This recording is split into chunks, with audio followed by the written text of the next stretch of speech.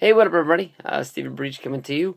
Tomorrow's one of the biggest sort of gimmicky Monday Night Raws that they do. Old school Raw is going to be huge. I think that the first time they went out of the gate and did one of these in 2010 was very, very cool. The way they did the sort of old school style promo with Mean Gene on the stage with Randy Orton. They did the Piper's Pit with Piper and John Cena, sort of almost telling him to embrace the hate and everything like that. And you can remember Sexual Chocolate coming out and doing a return. A very, very memorable Raw from 2010.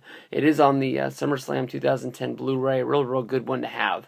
And when I was sitting down to make this video, I actually did a first take, which I had to stop because basically I was saying this was the big return of Ric Flair since he left WWE in 2009. And then I basically halfway through that video, I remembered he's already been back, and he was sort of the Miz's protege.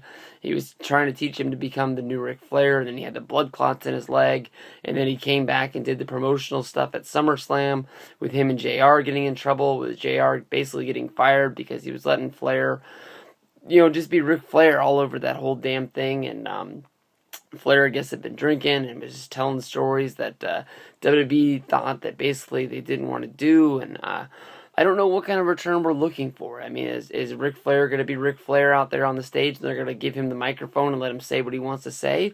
Or are they basically going to do what they did when they brought Iron Sheik back a few years back, and just basically once Iron Sheik turned into Iron Sheik, they just started playing Santino's music, and Santino came running down there as fast as he could to rip the mic out of the Iron Sheik's hand. Pretty memorable moment, I think everybody can see there.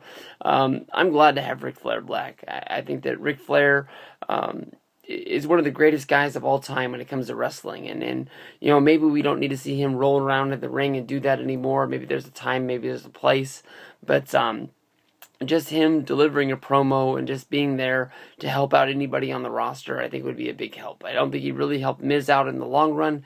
It might even have mixed Miz up a little bit and put him on a different road that he need to be on, and maybe it's going to take a while to get him fixed and back to where he once was, but I don't know.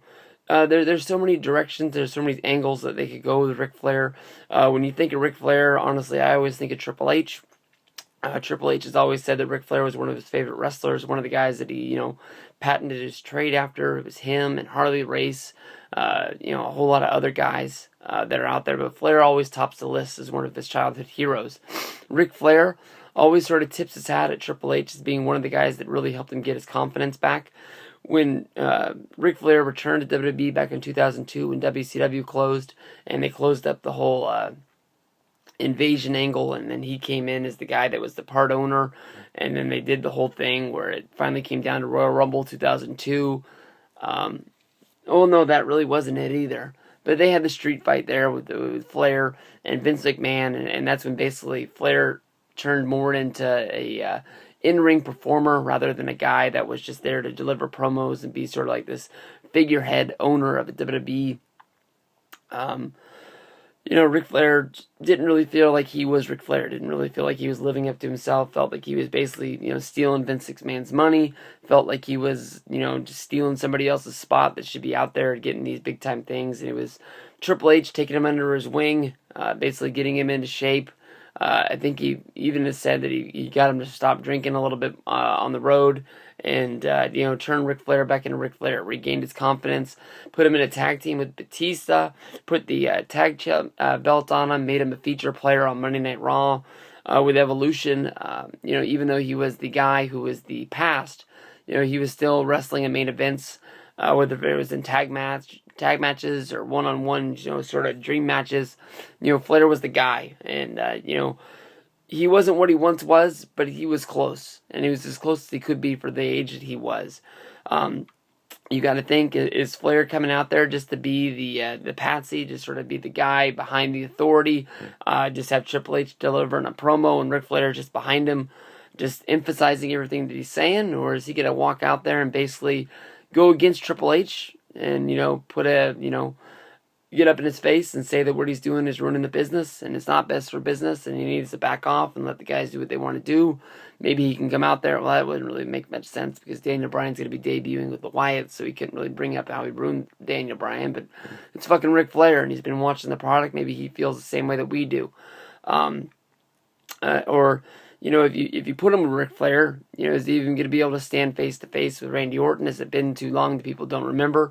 One of the last appearances that Ric Flair had in WWE before leaving on his long stretch was a bona fide street fight that was called a street fight, so it wouldn't be called a match because it was after his retirement at WrestleMania 24. But basically, Flair and Orton had a 12-minute, you don't want to call it a match, they had a segment, I guess, where they beat the piss out of each other inside the ring, and I think that's where Orton stomped on Flair's Rolex watch that Michaels gave him after their last match, and after that it was where Flair asked for his release because he felt like he wanted to be on Raw more than Vince wanted him to be there, and that's why he went to TNA, just so he could be on TV, be involved with wrestling, because he doesn't want to be a guy who's strapped down to the house. He wants to be a guy on the road doing this, doing that, doing the other, and everything else. But, is Flair going to want to fight Orton?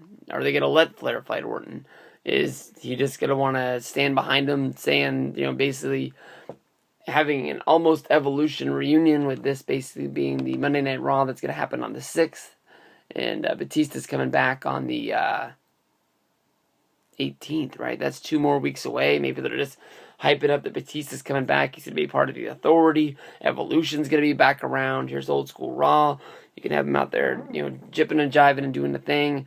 I don't know. This could go 1,000 different ways. It's the one thing that I'm looking forward to more than anything else. Some people are saying that they want to see Bryan and the Wyatts. I honestly think that, I don't know. I thought that the Team Hell No was ruining Daniel Bryan. And, he got out of that and he went right into the WWE title picture. And, was better than ever, I guess you can say. But, I don't know. I really thought that Royal Rumble was going to be a 3-way. I thought it was going to be Daniel Bryan, John Cena, and Randy Orton going for the title. But that's not the way they saw it. So we'll have to see what plays out tomorrow. But Ric Flair, Horseman baby. Peace out.